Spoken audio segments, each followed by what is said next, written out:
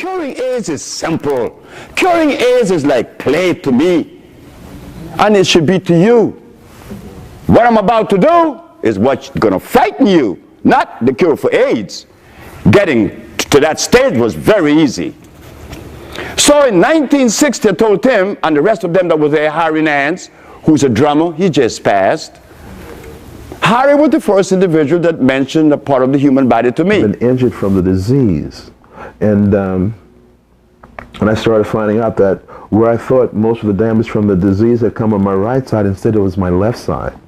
So you actually start learning, I started learning a lot more about my own the physiology, you know, by just taking the herbs. But emotionally I started feeling a lot better.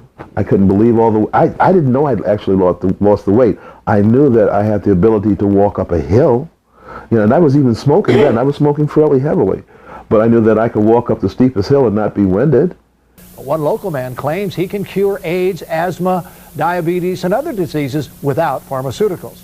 Our Michael Brownlee is in our newsroom with more on this story. Michael. Well, that's right, Harold. He's an immigrant from Honduras who never went to school, college, or medical school. Yet the man known as Dr. Sebi claims to have found the cure for several life-threatening diseases, including AIDS. Too good to be true? Well, you be the judge. The lump in Myrtle Rick's left breast is gone. I haven't had any symptoms or problems, anything. Sabrina Peterson's son no longer disabled by sickle cell anemia. He has a lot of energy. I have to make him rest. Disease is cured by this man. His name is Dr. Sebi, but you won't find a medical degree hanging from his wall. Instead, a certificate of healing. We have complex things with science, but if we go back to God and use the herbs as God said, then you can see how simple it is. Then Dr. Sebi believes what ails you can be cured with natural alkaline herbs and a vegetarian diet solely made up of what he calls electric foods, mushrooms, greens, and rye breads without starch. Hippocrates established the principle of medical science by using herbs to cure diseases, then why the physician using the chemicals? 40 years ago, a doctor in Mexico cured Sebi of diabetes, asthma, and obesity with the very same herbs and diet he dispenses to all of his patients, whether they're suffering from lack of energy or full-blown AIDS. That package is an intracellular chelation. I'm removing plaque from the system. I'm removing inflammation. That is the base for all disease. And according to a medical affidavit provided by Dr. Sebi, it's working. It shows a patient diagnosed with HIV in November of 1993 was cured 2 months later. Thousands of patients worldwide swear by his methods and natural herbal medicines. In the tiny village, Lisa sought guidance for body and soul from an herbal guru named Dr. Sebi. Dr. Sebi, you know, according to him, can cure anything. Everything from trying to lose weight to, you know, looking for a cure for AIDS. People go there with hopes and dreams that Dr. Sebi can somehow save them. She had been through so many intense problems in her career and in her life and in her personal life that she didn't know where to turn. And this doctor, she said, had shown her how to really open up and cleanse all of the negativity out of her. She told me she was suffering with alcoholism and that she was smoking excessively, cigarettes, drinking and smoking. She asked me, what do I need to do to stay on the side of peace? I said, fast, do what Jesus did. She said, what did Jesus do? He fasted for 40 days and 40 nights. Midway through her 40-day ordeal, an obviously gaunt Lisa spoke with MTV News. I've been polluting my body for 30 years. 40 days is not a long time to me to fast. 40 days represents overcoming death. It's the number of days that Jesus fasted for, and I kind of feel like I'm on a journey sometimes. Don't really know quite where I'm headed. At the ending of the fasting, she came to me. I heard the door opening at 2 o'clock in the morning. She said, I completed my fast this morning. I said, what did you see? I saw God. She said, I'm going to make you famous. I said, how? Because I'm going to talk about you. Does everyone know you cure AIDS and cancer? There's just a lot of people in the world who are suffering. They're sick. They're not happy. They're looking for answers. They don't know where to turn. Well, I know a man who's been curing AIDS since 1987. This guy has taught me a lot, and I need to share my knowledge, with the world. Because when you go to the doctor here and they give you a prescription, you have no idea what you're taking. That's right. And when they tell you that the patient died but the operation was a success, you're okay with that. Well, I'm saying we are about to introduce the Minister of New Health and Wealth for our people, Dr.Sebi. But in going into healing, I saw many, many things that upset many of my friends. One is, many of us call ourselves spiritual. Well, the word spiritual is supposed to mean that I'm really connecting with the perception of life and God. I am spiritual. I never claimed that, because I never knew what it meant. People tell me that they were, but I don't know what it means.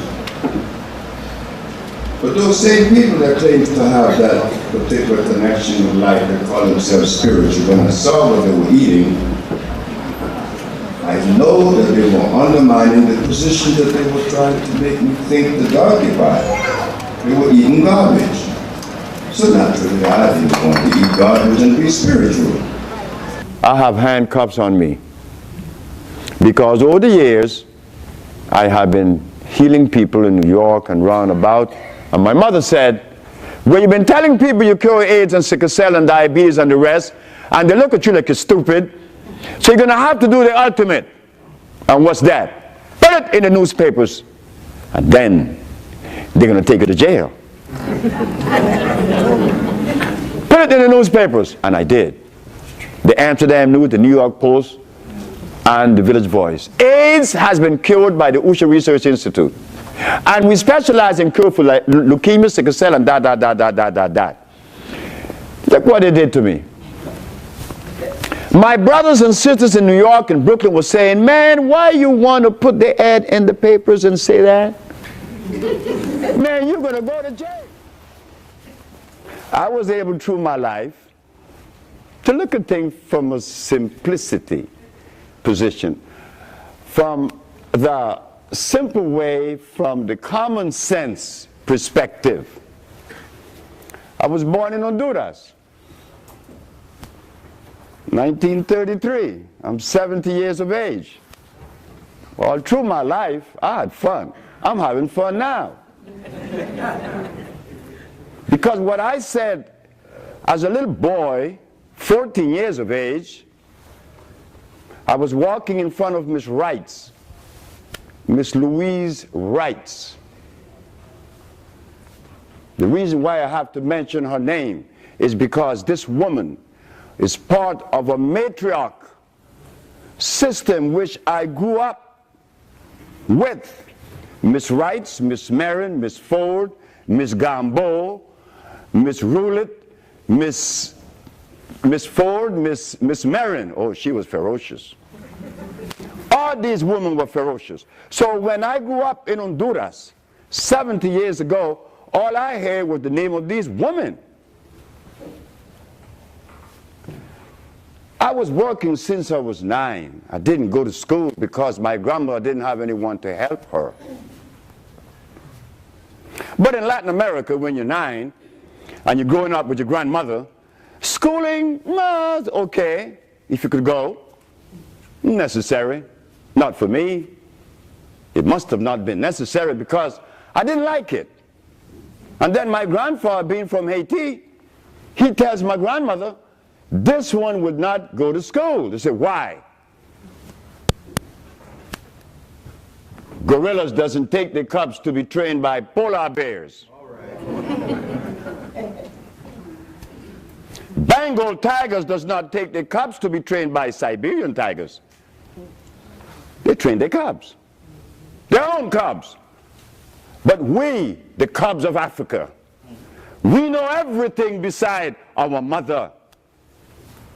And it is from that perspective that I talk. It is that from that very perspective that I build my premise, not on philosophy.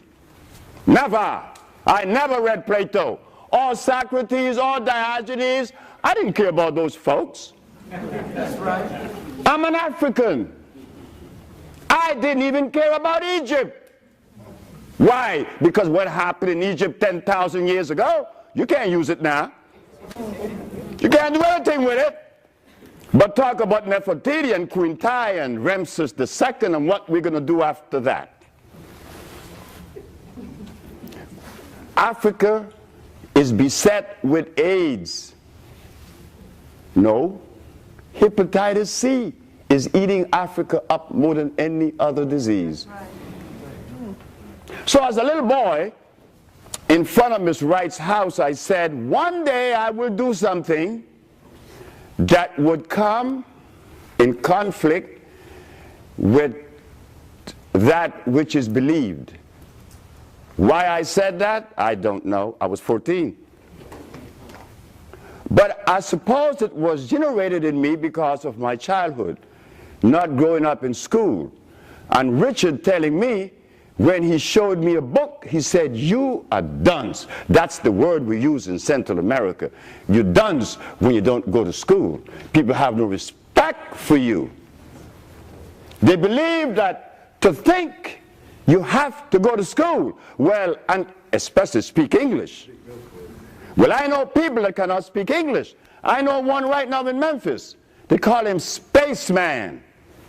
Spaceman made a battery that lasts 28 years. It recharges itself in 21 minutes. The man doesn't know how to read nor write. I have the video of Spaceman. He came to see me. He said, you cured me of diabetes with herbs. Well, let me tell you what I did with herbs. I made a battery. Johnson grass, crabgrass, and clover. He mixed these grass together. I said, well, why did you select these tree grass? Because the lightning bug produces light, that's energy, and they're always on these tree grass. I'm just one of you. So when you say he cure AIDS, then you're saying we, the black race, cure AIDS. Not that this one, Sebi. I am you standing here. I'm not smarter than you. I'm not smarter than anybody else anyway. I don't want to be smart because that's a hell of a responsibility. And me, I like to play. I like playing, of course I do. We grown-ups, we have a tendency to lose the child that makes us happy. We lose it, never realizing why. Well, today you're going to know why. You know when your child turns against you and call you all kind of names and you think the child is bad? Like when Bert Boats, this is a white man that worked with me on a ship. We were both engineers. Oh yes, I'm a steam engineer, work right here in LA. At King Hospital, that's where everything began. And I wish that Gregory was here, but I forgot to tell him I was giving a speech today. Gregory McLemore and Bill Green. These are two individuals that plays a very important role in my life. Because Gregory worked at King Hospital with me when I said that I was going to heal. He said, you're crazy. Everybody says I'm crazy. But I seem to be always pursuing, regardless to the opposition. And not that I'm strong, because I'm not. I'm not strong and I'm not weak. I am me. I don't have to be strong or weak. Why can't I just be me? Well, in the me, this came out. The healing of the nations in 1960. I'm in the barber chair now. When I was 14, I said I would do something very important. 1960, I'm 27 years of age. I'm in New Orleans, on Claiborne Avenue, talking to Tim. Hey, fellas, one day, I'm going to do something for the black woman. And what are you going to do? And why the black woman? I said, because we hate her and everybody else in the world hate her. We disrespect her. I said, I saw a man hit my mother. I took him a check. The intent was to cut his head off. But I just chopped him on his hand and his arm. Enough to let my mother know I have to leave this man because my son's going to kill him. And I would have killed this man. That's my mom. That's my mama. What you mean I'm 17, you can hit my mom in front of me? Man, I'm okay. I have to. Okay? So, you see, and I just saw the woman, you know, she was with me just about a month ago. She was 3 weeks spending with me. And look, it was right on time. My mom is 90, I'm 70. She had me when she was 20. She said, well, you finally grew up. I said, not yet. Because I'm still listening to you. In the barber chair in New Orleans, I said, I'm going to do something for the black woman, not the brothers. And I'm one. I said, the black woman. Why I made that statement? Because I noticed how we call you, the names we call you, Sapphire, we call you all kind of stuff. We kick you, we slap you, we kiss you, we, oh God, everything. So there was a magazine, Ebony magazine, Narcisse, from Algiers, had a bunch of women around him. And he was talking to them, telling them whatever he thought he needed to tell them. I said, he's a fool. So why? Because he's talking to women. He can't tell a woman anything. He came out of one. So how could he tell a woman something? I mean, we came out of a woman. So how could we tell you something? That's the common sense I grew up with. That's the common sense that led me to the cure not only of AIDS. Curing AIDS is simple. Curing AIDS is like play to me. And it should be to you. What I'm about to do is what's going to frighten you, not the cure for AIDS. Getting to that stage was very easy. So in 1960, I told Tim and the rest of them that were there, Harry Nance, who's a drummer, he just passed. Harry was the first individual that mentioned a part of the human body to me. He said he was reading about the duodenum. I said, what is that? That's an orifice that sits under the stomach that joins the small intestines. Huh. And what you want to read that for? You a drummer. Then he talked about the thymus gland. We would always go to the barber and talk about these things that was unrelated to what we were doing, but we entertained them anyway. I came to LA, I passed the test with the county, I became a steam engineer. And it was because I was a steam engineer of the county was where health manifested. I was ashamed. I was ashamed because I didn't know that I would be in front of an audience talking about what I did at King Hospital as a steam engineer. I was embarrassed. Why? Because while working at King Hospital, I found why brothers that are healers are not healing. I found it. I'm not smarter than you. Well, if I'm healing, curing AIDS, can't you too? I must be doing something that others aren't doing. It's not that I'm smart. I'm doing something that we are overlooking. And it's embarrassing. It is embarrassing when a brother tells you to drink peppermint. And you come to me and say, well, Dr. So-and-so said I could take peppermint. Dr. So-and-so said I could eat garlic. Dr. So-and-so said I could drink soy milk. Now, how am I going to process all that inconsistency because you believe in it? You want me to tear it up? And then you get angry at me because you said, oh, he's talking about the brother now. But our life is at stake. We're not selling shoes here. You could change them anytime. This is your life. So when you come with a giving that addresses life, you have to come with something that is complete, not something incomplete. In other words, when you accept a particular way of life, that way of life has to contain in it all of the components of life. If it doesn't, you're in trouble. Whether religious, whether philosophical, if it does not contain, if it doesn't If it doesn't contain all the components and one is missing, then you're in trouble. Whatever you accept, it has to be complete. That's the way God makes things complete.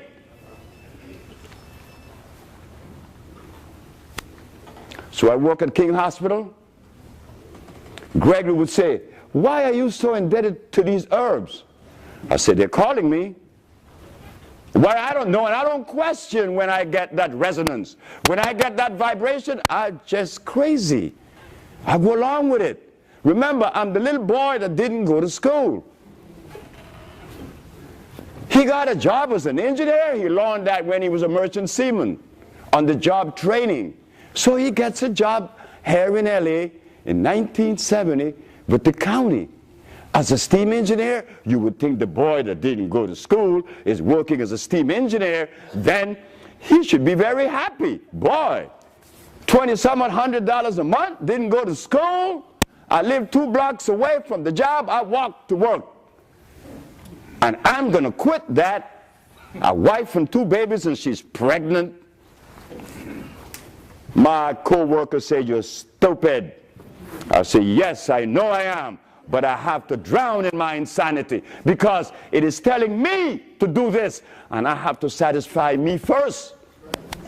And that goes for you.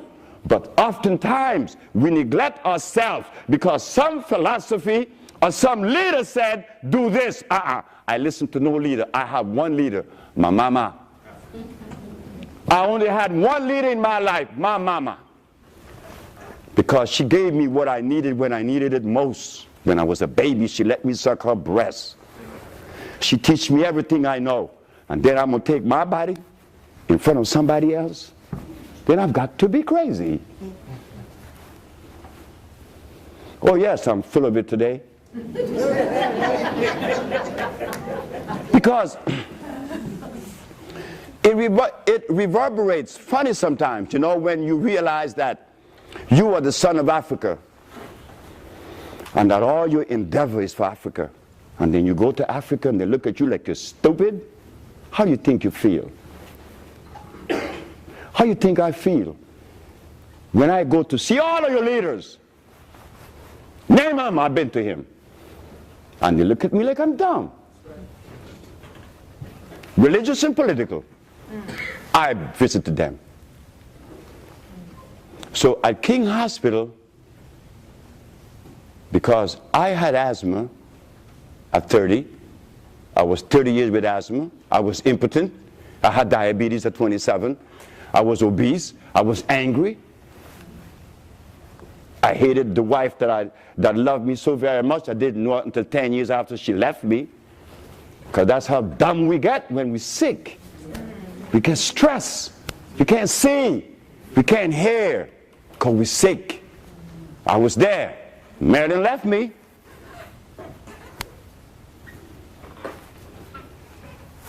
I began my search now for this journey that I was unaware of, this journey that is taking me into places that never before heard by me. But why I was able to see these things, because I don't worship China and I don't listen to Europe. No, I'm not European, I'm not Chinese. I'm an African.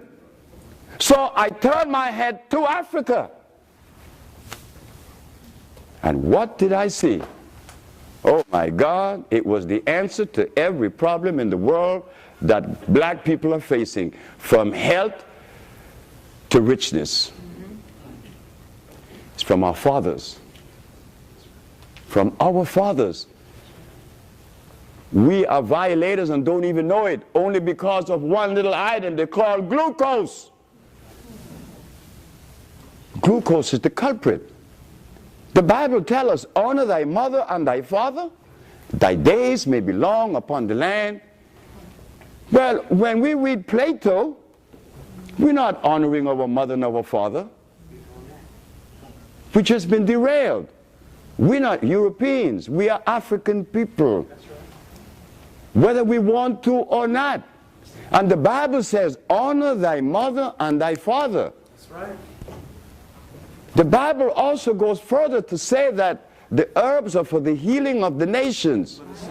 And then we listen to our preacher and we watch them when they get sick. Who do they go to?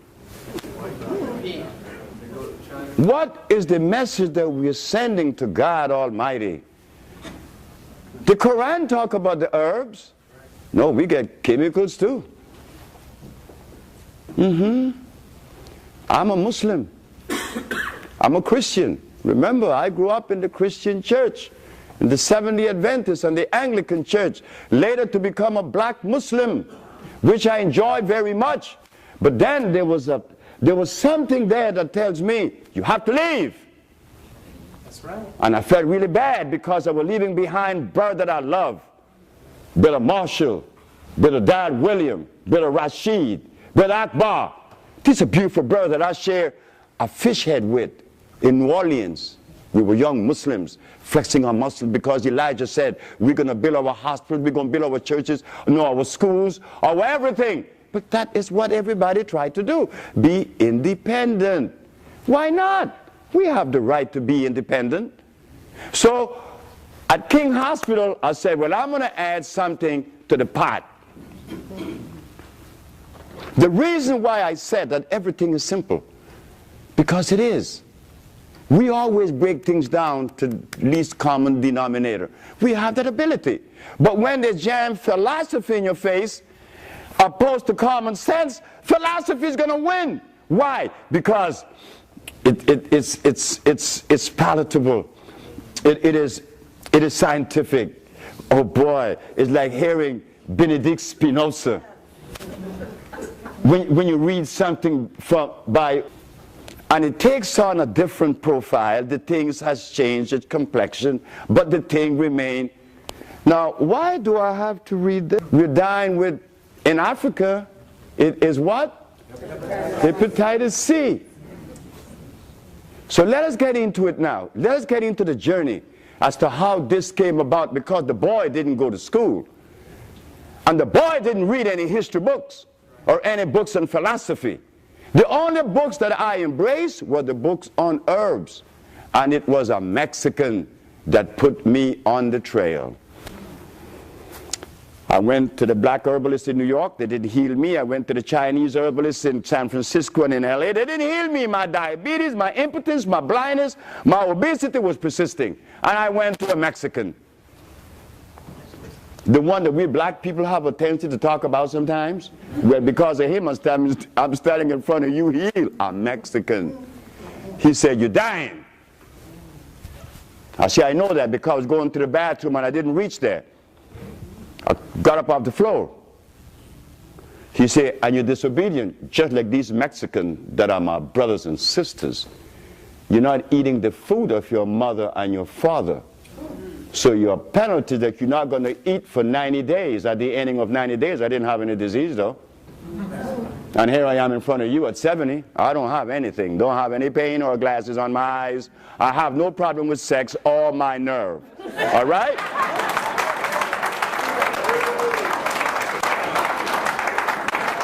So when I went to work at King Hospital, there is Fred Takashita, there is Daniel Palmer, there is Gregory McLemore, and there's my boss.